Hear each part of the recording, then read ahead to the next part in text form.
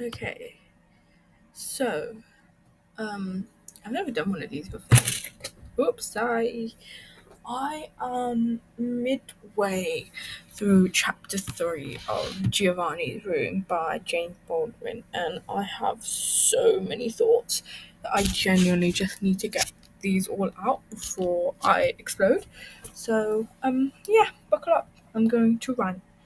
So, I don't know how to start. Just start with chapter 1. That opening hits hard. Like, the bit when David's talking about the lie that he's told to Giovanni, where he says, I had never slept with a boy before. I had. I had decided that I never would again. Like, wow, okay. Brutal honesty. Genuinely, completely brutal. I mean, like, already we're seeing this sort of tension in David, this guilt, this fear, this scent of taint that he's carrying something horrific inside. I mean, that's literally prove, further proof, further proven. We see it again when he literally says, like, not even a chapter later, he literally says, the idea that such a person could have been my best friend was proof of some horrifying taint in me.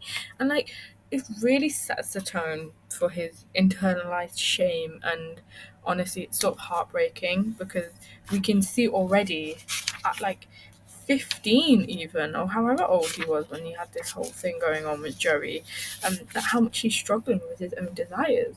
I mean, I do quite like it though, because we're seeing already how unreliable David is.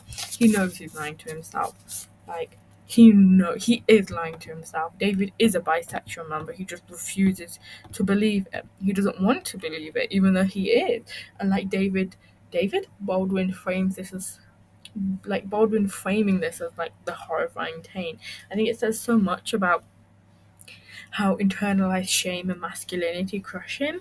And then, oh my god, there's Joey. I love Joey.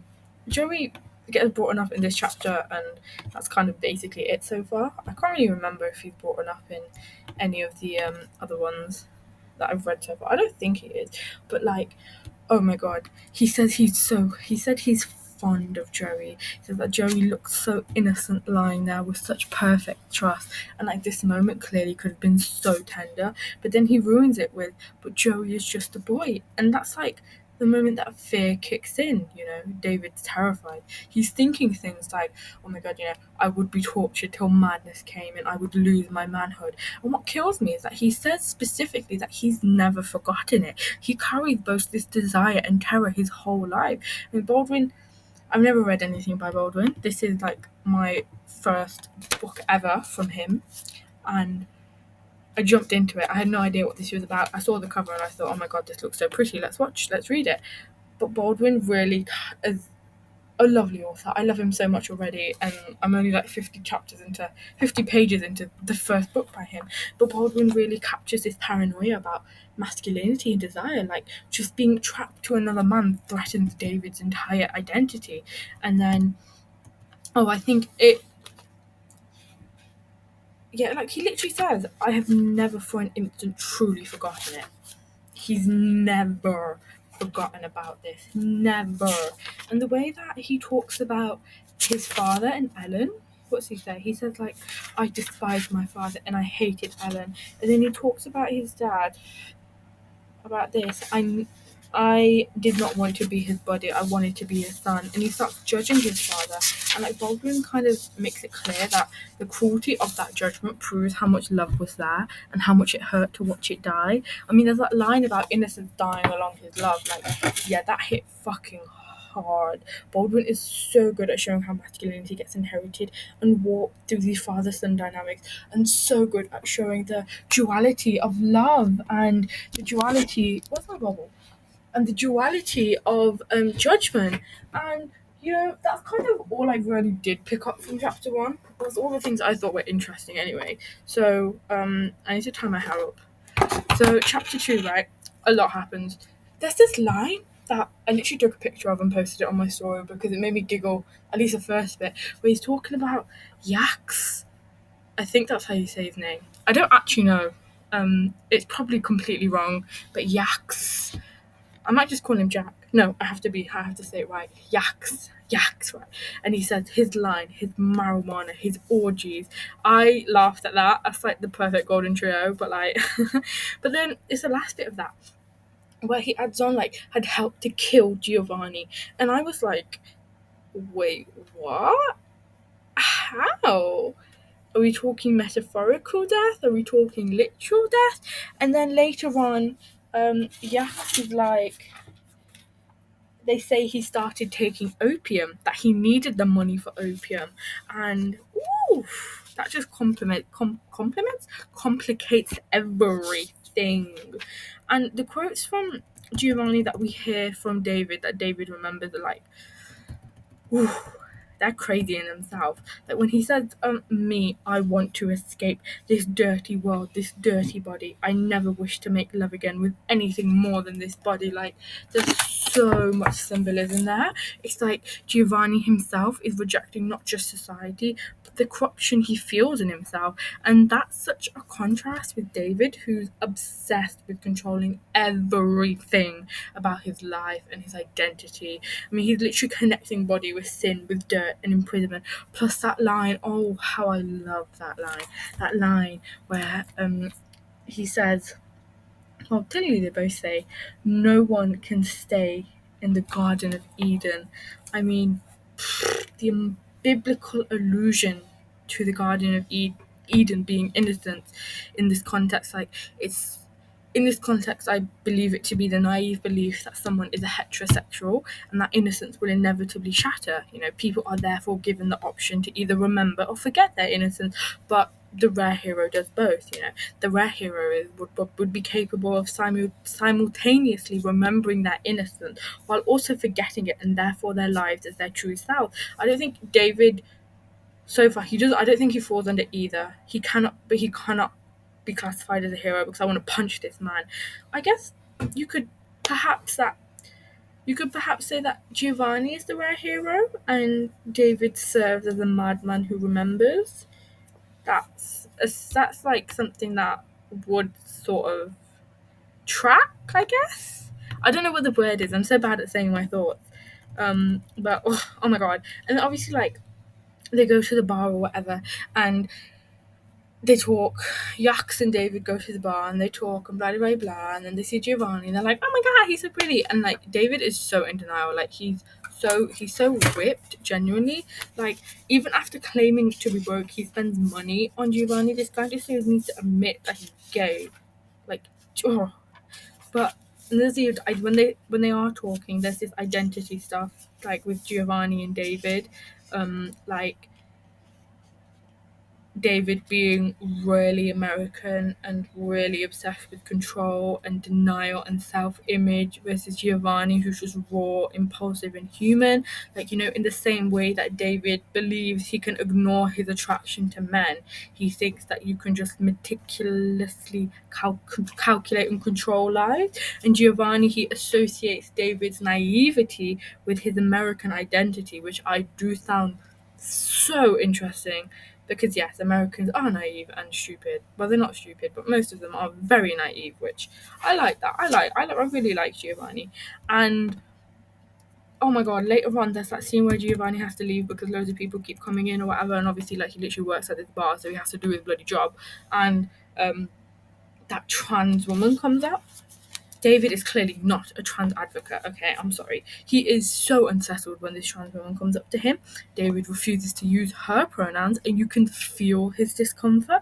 Like, he's seeing someone challenging the rigid masculinity and heterosexuality that he himself is clinging to, and he just can't deal with it. Like, to him, being a man is being heterosexual and fitting into those traditional gender roles, and she exposes that as a construct. I think, like, it forces him to see that gender itself isn't fixed, which terrifies him. And obviously this idiot, instead of confronting that, he lashes out. I mean, I do like this little expert of this chapter because it really forces us to think about gender and identity and the societal pressures here, and David's reaction is so telling of his natural conception. I was going to say contraception of his natural conception of what masculinity actually is. And then there's Yaks. Oh my god, I actually love Yaks.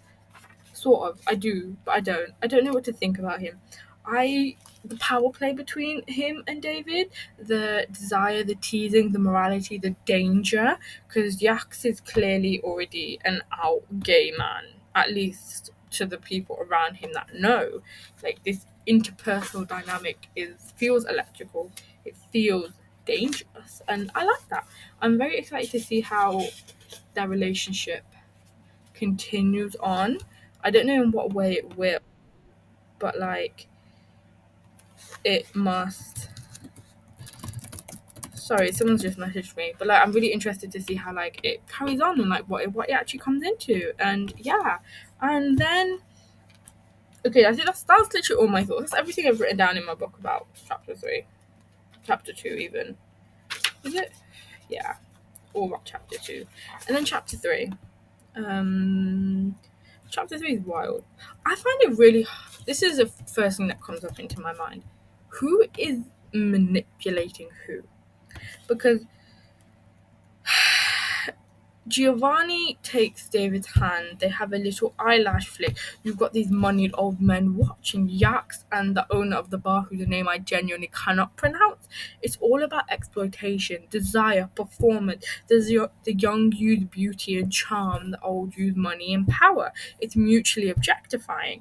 Like, I mean, I do like it. This sort of thing because it does show that human relationships are often messy, transactional, and mutually exploit exploitative.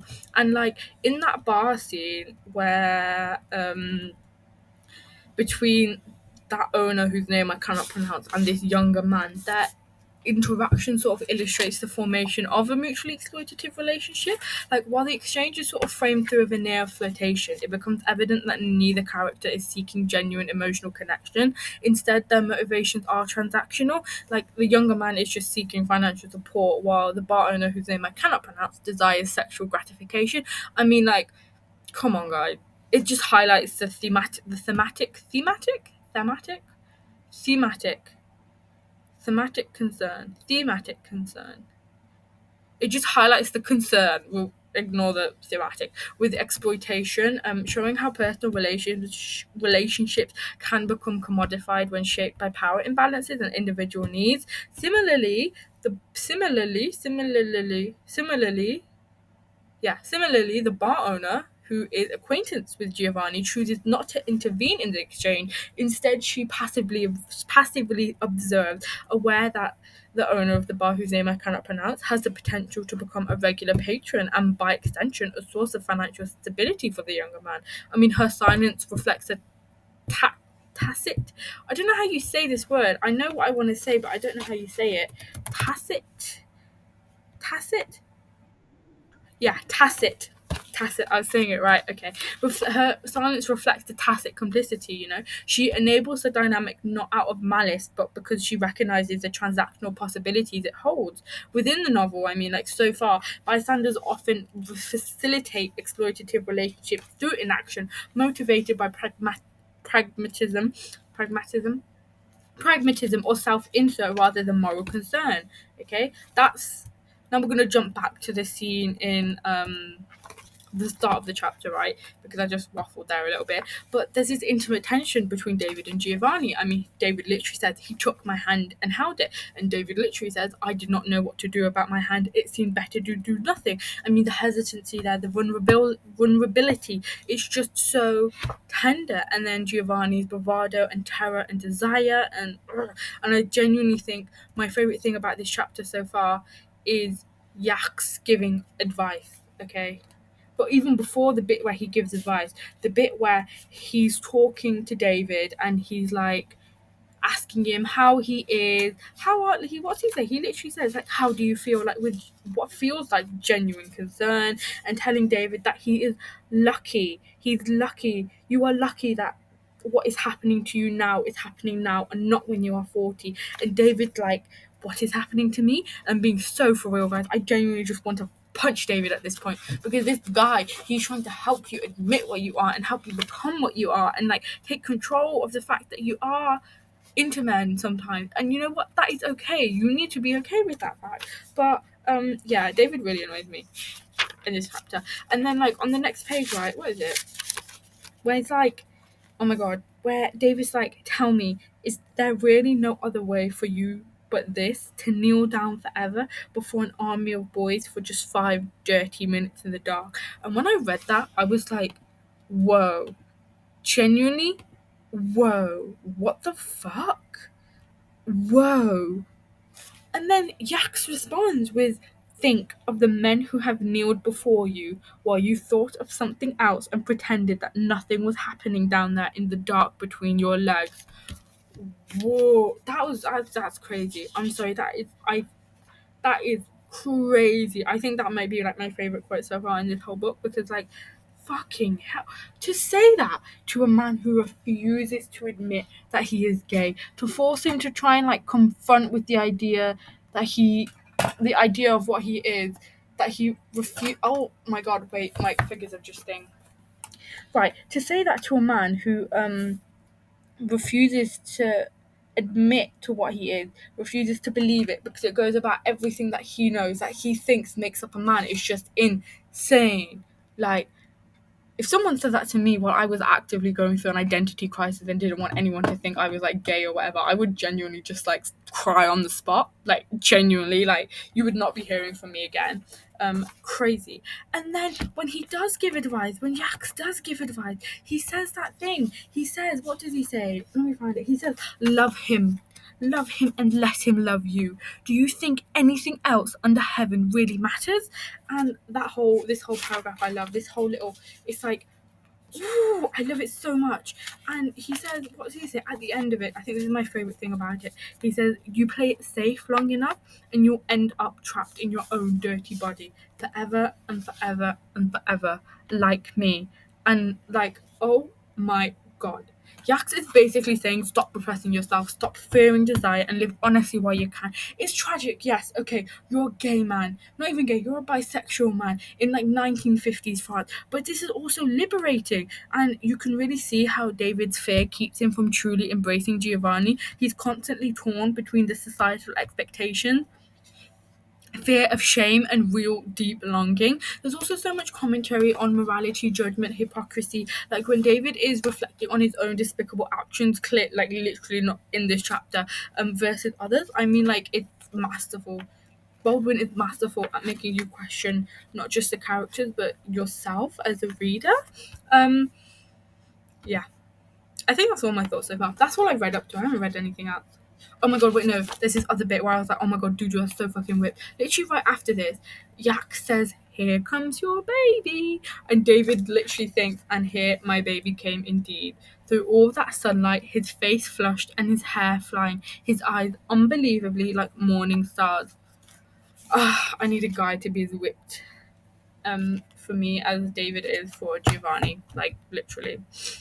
But yeah, that is my brain dump, I think, so far from chapters 1 to 2.5, sort of. I mean, they've got its guilt, desire, identity crisis, forbidden love, gender politics, morality. It's got all the fields, and David is frustrating. Giovanni is tragic. Yax is painfully wise, and I do not know what to think about that bar owner whose name I cannot pronounce, because I don't think we spent as much time with him as we have with Giovanni, even though the two were sort of introduced at the same point for me to form a solid opinion. But you know, Baldwin's prose is beautiful, it's precise, it's devastating, and I'm hooked, and I cannot wait to see how David navigates all this and how much longer he's going to be trapped in this cycle of shame and desire. And I'll probably have even more thoughts after chapter 4, but for now, wow. If you've read this far, if you've read this far. If you read this book, if you and like let me know your thoughts, because I genuinely need someone to talk to this about. And yeah,